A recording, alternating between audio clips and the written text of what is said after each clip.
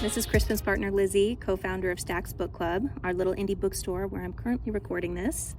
Today's guest and his book have such a special place in my heart that I would be remiss not to jump on here and say a few words. I originally read Jon Hickey's debut novel, Big Chief, last year as an advance copy, courtesy of Simon & Schuster, and I was immediately sucked into the story.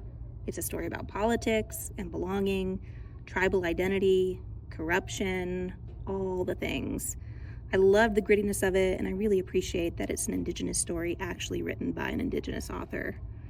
Jon Hickey earned his MFA at Cornell University and was a Stegner Fellow at Stanford University. He's received scholarships from the Bread Loaf Writers Conference and the Siwani Writers Conference, and he is an enrolled member of the Lac du Flambeau Band of Lake Superior Chippewa Indians. Jon lives in San Francisco with his wife and his 2 sons. So without further ado, I'll turn it over to your host, Crispin, and today's guest, Jon Hickey. Jon, welcome to Analog Adventures. How are you tonight? I'm doing great, and it's great to be here. Awesome. Thanks so much. So we are here tonight to talk about your novel, Big Chief, which I see you've got a nice big stack there behind you. Oh, yes, yeah, the stack. They sent a bunch of them when it came out. So Yeah, I feel like um, every author's got to have like a bookcase or a row at least dedicated to their own work. It's really appropriate. yeah, yeah. Sometimes Uh, it feels a little much. I don't know, so Jon, what can you tell us about Big Chief?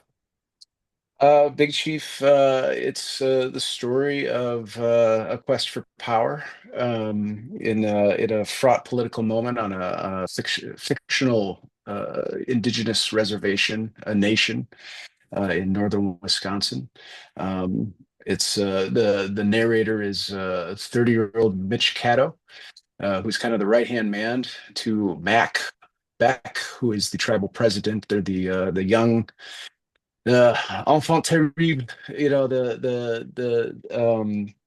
the new blood coming in to run the tribe. They are they're in a re-election fight of their lives against Gloria Hawkins, and they go to great lengths to hold on to their power. Yeah, so I love the story so much. The premise feels very specific and very unique. And I want to dig into kind of your background and how the story came to be, but it also feels like the sort of story that could be told kind of in any small town, really, Yeah, once you kind of get into the story and kind of the mechanics of how the election is going and yeah, right. what each party is kind of willing to do to keep control of whatever amount of power they've been able to gain, however they've gotten there. Mm, That sort of story feels universal. So where yeah. is that line between personal to you and more of that kind of wider story? Where does that line lie? The I'm glad you brought that up because I mean the big hope for a book like this is that it's not just considered as like this indigenous book, that is Ojibwe or the Anishinaabe, that there are these universal things that come out of it, like the corruptive influence of power, um, the struggle for the spirit. I wanted to write about these things that I felt were a lot broader than maybe that meets the eye. Um, I've been really interested in tribal politics for a long time. I think that my tribe has gone through its struggles. The tribe where my people come from, the nation where my people come from. I started the book in a time of some pretty deep turmoil. There was a lot of rancor between candidates back then. There's a lot of allegations of corruption, a lot of underhanded sort of things going on. It has improved, but the book came from that time period. And I think that in regards to your question, I think I started with that, this like interest, right? Mhm. This thing that, I'm a citizen of the Lac du Flambeau Nation, and but I can't vote because I'm not actually on the reservation. I'm not, it's hard for, I live in San Francisco, so I can't just, go and Right, participate. So I right. watch some of this stuff, these things that have um, impact on my life, but not really being able to do anything about it. I think, kind of inspired me to write in that vein. Um, but from there, like you want to, make it more than just that, right? That it's the scope of it is broadened so that anybody coming to the book can identify with the struggles. Yeah, I think you accomplished that really well. I mean, I like to read, authors like Tommy Orange and and kind of get a sense of like what does life, as a native indigenous person to this country, like how has that shifted over time? What is that Yeah, experience like? We get glimpses of it here and there through like pop culture media, but it's so much different when it's somebody with a lived perspective kind of telling that story. And I think this book does a great job of that. Like I feel like you say it's a fictional tribe, but it doesn't feel like it's conjured out of nowhere. It feels like it's, based in fact, and there's, it's fiction, but there's truth in there, I'm sure. But entirely. at the same time, the political and the hunger for power and the hunger to remain in power, I feel like that's like a universal story. But also Mitch is such an interesting character for somebody who, uh, I grew up seeing myself as only being Mexican because my father's Mexican, heritage, and that was the kind of the dominant culture that we grew up in. And as I grew up, I realized I represent a lot more white because my mom is white, and like where is that line between being, in my case, like being Mexican and being white? And I think Mitch is sort of struggling with some of that same, like which world do I fit in? How do I fit in both? And can you talk about that experience a little bit? Because I think Mitch is such an interesting character for anybody that's ever questioned their own kind of belonging, in whatever cultural heritage that might be.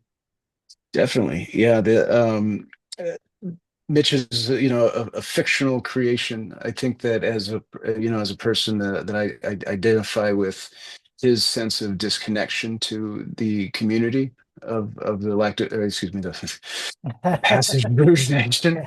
Yeah. Passage Rouge at the reservation is an amalgamation of all the reservations in the area. There were a lot of inspirations. Um, and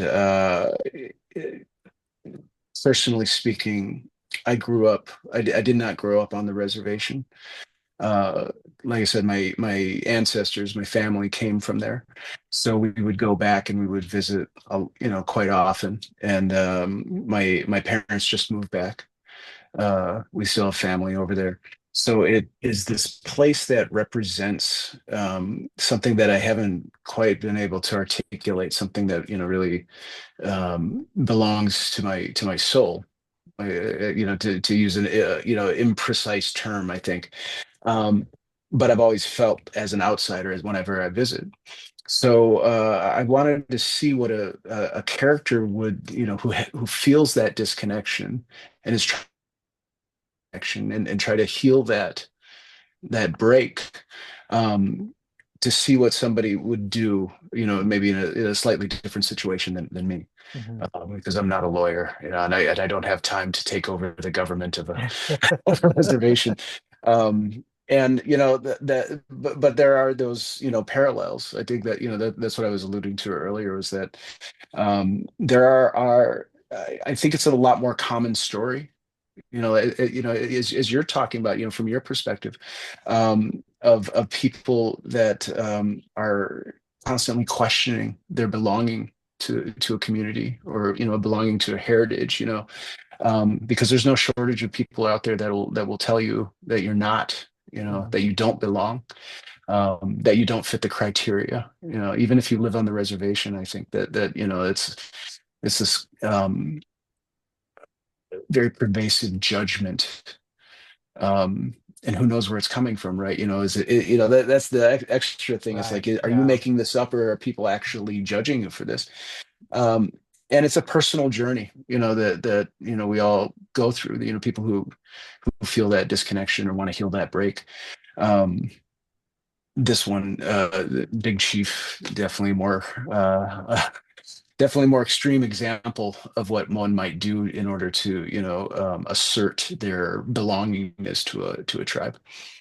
Yeah, so let's talk about the book a little bit more. So Mitch is the main character of the book. He's um kind of like the prodigal law student in making, he's on his way to becoming, the type of lawyer I'm sure all, gung-ho law students aspire to be. He Yeah. makes his way back to his tribal home and takes a job in the government helping with family services at the advice of his advisor, who's a very interesting character in this book.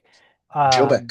Joe Yes. Beck, Yeah. yeah. Um, so Joe Beck gives him the advice, like this is where you need to start, this is where you cut your teeth, this is where you get your experience. And it's really interesting to watch the dynamic between Joe, who's played a really pivotal role in Mitch's life in a lot of different ways. Um, as we kind of get more of the backstory and as you flush out more of how Mitch got from where he is to where he is, or where he was to where he is, we get kind of more layers of that relationship peeled back. What's really interesting for the listeners out there is that Joe Beck is the adopted father of Mac Beck, who is He is. the incumbent in this political race. But there's so much tension in I don't know if damage is the right word. There's so much tension between all of the characters in this like really interwoven set of relationships. Is there anything in there that's biographical for you, or is how did you kind of come up with this family structure and kind of the weaving of these different narratives together? I wouldn't say that anything was particularly biographical. Mitch's father is not on the scene. He abandoned the family years ago. His mother has died, fairly recently, like with 10 years before the events of the book. Um, so Mitch is definitely somebody that's looking for somebody to fill in those roles of like the father figure. And Joe Beck is the closest thing that he has to that. And Joe Beck is also a white man. He's not an enrolled member of the Passage Rouge Nation. Um, and I think that he represents to me, just a lot of people that I know who aren't, enrolled, who aren't citizens, but do have some sort of, place in the tribe, right? And when you have somebody like that in that role, I think there's a lot of questioning. There's a lot of, like what is this person up to? What are his, motivations? What's he out to get? Mhm. Um, and that's something that I think Mac, as the adopted son, is always thinking about Joe as a person. Like, what is he trying to do by insinuating himself into this indigenous community as, a well-off professional white man, Mhm. and so that's that he came to represent. Joe came to represent that sort of presence that you see in a lot of these nations, that they're there and they respect the culture, and um they don't try to overstep, they try to help in the ways that they can, but still face that, like, well, how do you fit into this if you're not eligible to be a citizen, Um, so that was my way of exploring that. Yeah. And then Yeah. so the other you mentioned Macbeth. So I think the other really interesting kind of like laying the groundwork of the story is uh we've got Mitch who's come back, he got the education, he probably has the profile of somebody that could, be at the leadership role of the tribal nation, but he doesn't Yeah. feel like he looks the part, whereas Mac very much looks the part. And so I feel like Mitch has made this calculation of like, well, if I can't actually be in charge, the next best thing is to be the guy behind the guy that's The in charge. And fixer. so, Yeah. yeah, the fixer, the string puller, Yep. yeah. And we don't really get a whole bunch of what the term has been like up until that point. We get some snippets of some like a couple indications here or there, like things that maybe they did that they didn't think that they were going to do. Yeah. Some ways that they thought they could help and maybe like haven't quite got there. But they're at a point where it's kind of do or die.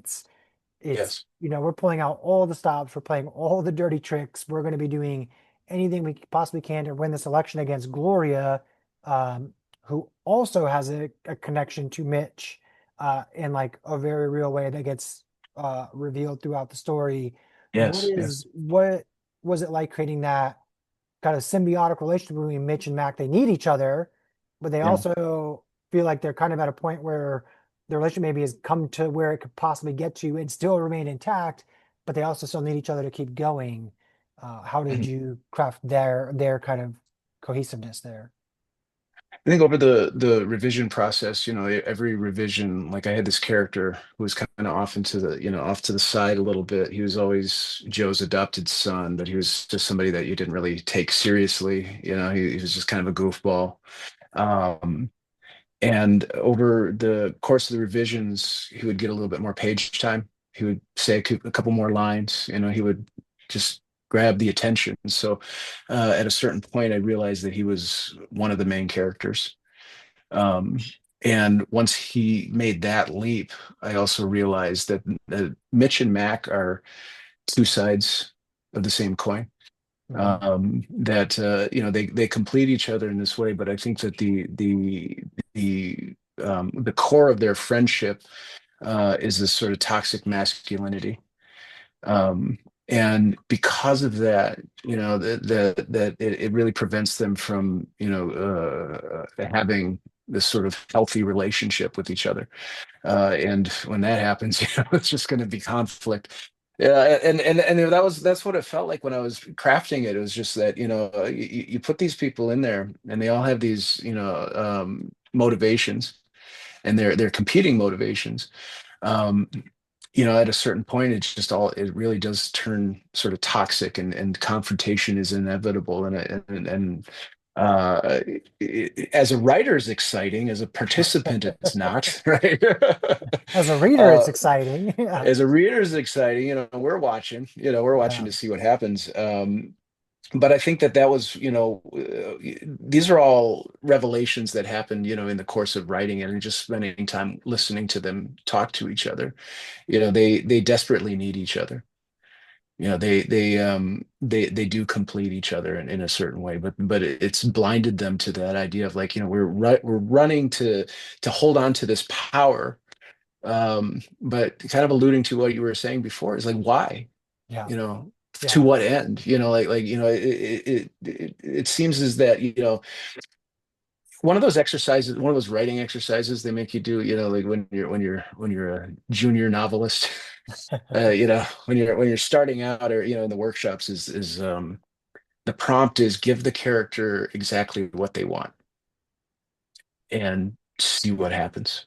Interesting. Yeah. Because and I think I had that in mind as I was writing this. It's like, okay, they have what they want, they have the power, but the horrifying realization they have is that, um, you're trying to steer the ship, and it's all very sluggish, and they can't do everything that they set out to do. So why are they continuing to do this? Yeah. And I think it's an open question. I don't think I completely answer it in the book, because I don't think it's an answerable question. I think that's the beauty of the way that the book wraps up. I think, reader groups out there, anybody that's hosting a book club, this is like, to me, like a quintessential discussion book, because everyone will have something to bring to the table in terms of, there's a character in this book, I guarantee, that every reader out there will identify with in some form or fashion. Yeah. Everyone's got a mom, everyone's got a dad, everyone's experienced loss to some degree. Like, there's somebody in this book that every reader will make a connection with. But the larger, and maybe it's cynical, maybe it's not, question about power and political power especially. And when we talk broadly, when these characters enter politics, it's because they want to make an impact and they want to make change and they want to do things. And then they're at this re-election campaign, and I feel like the characters are still struggling to figure out, like, A, did we do any of the stuff that we said we were going to do, and can we do what we said we were going to do, and if we can, how? But we don't really want to like give up the opportunity to keep working on these, changes and systematic improvements that we've been fighting for, but have we kind of lost our way? I feel like that's the overarching question that Mitch struggles with throughout the entire book is I came here to do something. Am I actually doing that or not? And I Yeah. don't think it really ever gets answered. I think that's the beauty of a book like this. Like we as readers get to fill in some of those gaps. Yeah. Yeah. I have always wondered about, people who run for office and people who aspire for that power, because you know that they're, the idealistic Hmm. people out there, that are really committed to doing the work. And then there are some that you're like, what's going on here? Yeah. Like, is this about an ego thing? Is this about, and what I truly believe about this book, and I was careful about this because I'm writing a book about politics, and I don't want it to be didactic. I don't want it to draw some easy conclusions. I don't want Gloria is the opponent. I don't want her to be like obviously she should win. Yeah. Obviously Max should win because Gloria's a faker, all this other stuff. Um, I truly believe that every single one of those characters thinks they're doing right by the people of Passager's Nation. Um, but they have their blind spots, and they have their own, very personal reasons to do this, and they're working out their own personal shortcomings and anxieties and sorrows and all those things. And what happens there is that it gets messy. Hmm. There are questions that just can't be answered. Um, but there is that central question of like with Mitch. Mitch is somebody that starts the book without a moral center, and like where would he get it? Because his parents are his parents are gone or not on the scene. He doesn't have that real center. um and I think that it's manifesting itself in the very beginning of that book. And the surprise for me when I was writing Big Chief was that it started out about politics, but it really became about finding that moral, spiritual center. Um, and again, that's one of those things that isn't resolved by Tuesday. Yeah, for sure. Like yeah, like it's definitely more of a journey. But for the purposes of the book, I wanted to, um, I didn't want to leave cynically. I didn't want to leave, without hope, because I do think that the book is hopeful. Yeah, I agree. I think it's really easy. It would have been really easy to, yeah, be completely cynical about politics in general, about, you know, tribal politics and about corruption and kind of leave the reader feeling that, like Yeah, all politicians are exactly what we think they are. I think this book has a lot more heart to it. I think the characters have a lot more heart. I think that stands out by the time you kind of make it through the entire book and kind of get a sense of like it's really tough for Mitch to have been a child, in this community, then left and yeah. then come back as somebody different, and the circumstances are all different and the relationships are all different. And if anybody's ever tried to be an adult with somebody who knew them as a kid, feeling the tension between like I'm no longer the kid, I'm now the adult, uh Yeah, can be messy. And when it's in this case, it's Joe Beck who was this like fatherish figure. It yeah. creates a lot of tension between the two characters, which is so interesting. I mean that's me every time I go back to Flambeau. It's like, so you remember when you were a kid and you Exactly. Yeah. did You remember this? when Or you did this like, thing? Like, yeah, that was 40 years ago. Please, let's stop talking about it. Yeah. I completely understand that. yeah. John, what are you working on next? What's coming up for you on the horizon? Anything? I do have a project in the works. I just finished the Big Chief tour, and I was fortunate enough to be able to go to several cities and do readings and events with other authors. Um, but that kind of eats up the writing time. So I'm I looking bet. forward Yeah. to things slowing down just a little bit so I can get back to the actual work of it. I want to get back. I want to get into the history of it. I think the history of the area, uh going back to 30s, 40s. So I think it's going to be exciting. That's awesome. Yeah. Like it, love it. Looking forward to it.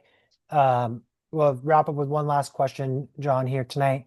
What's the last great thing you've read? Last great thing I read. I just did a event with Aaron John Curtis. It was his book is called Old School Indian.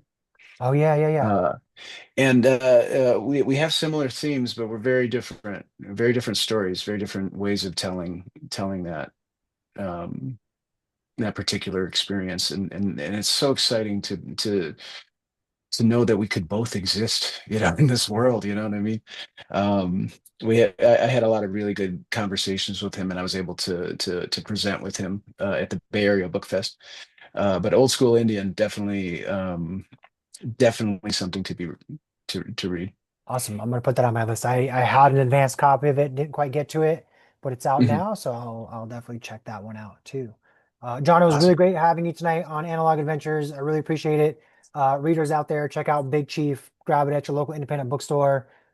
You're not going to want to miss it. If you have a reading group, I highly suggest putting this in front of them and having a great conversation. John, thanks so much. We'll talk to you soon. Thanks you. This was fantastic. All right.